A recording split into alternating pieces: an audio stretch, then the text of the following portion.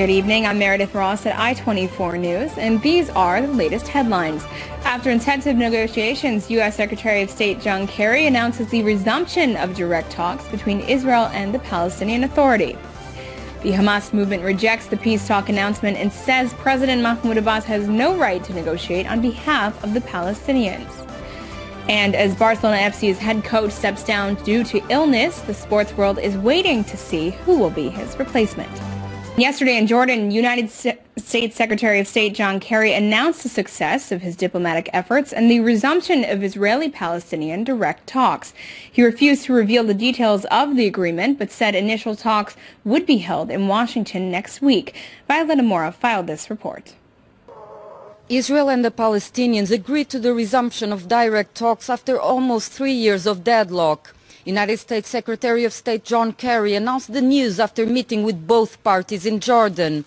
However, the Secretary of State cautioned that the deal was not final and required more diplomacy. Kerry, in his 6th Middle East brokering mission this year, gave few details. However, anticipated Israeli and Palestinian envoys would come to Washington soon for what a U.S. official said would mark the launch of direct negotiations. I am pleased to announce that we have reached an agreement that establishes a basis for resuming direct final status negotiations between the Palestinians and the Israelis. This is a significant and welcome step forward.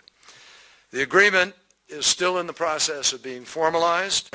Direct negotiations broke down in late 2010 over Israel's settlements in the occupied West Bank and East Jerusalem, where, along with the Gaza Strip, Palestinians seek statehood. The Palestinians, with international backing, have said that an independent sovereign state must have borders approximating the territory's boundaries before Israel captured them in the 1967 Middle East War. This is a demand hard to reconcile with the Jewish state's insistence on keeping swaths of settlements under any eventual final agreement. Prime Minister Benjamin Netanyahu, a right-winger, has long balked at withdrawing to the 1967 lines, and his coalition government includes a nationalist religious faction opposed to any settlement removal. Everyone knows that this is not easy. If it were, it would have happened a long time ago.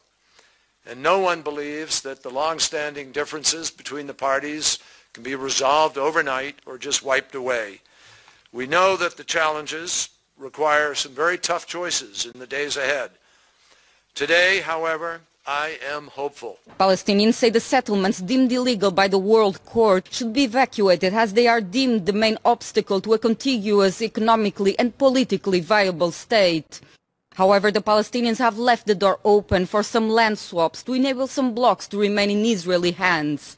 However, under any deal, some settlements would surely find themselves within a Palestinian state, which some rightist and national religious Israeli parties would find intolerable.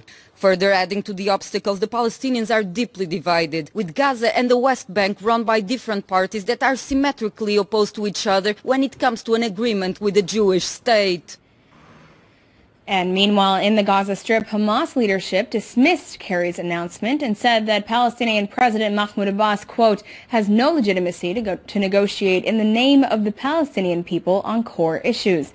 Ihab al-Hussein, a spokesman on behalf of Hamas, said that the Palestinian people will not accept those who negotiate on its behalf without a mandate. These statements highlight some of the difficulties facing these negotiations.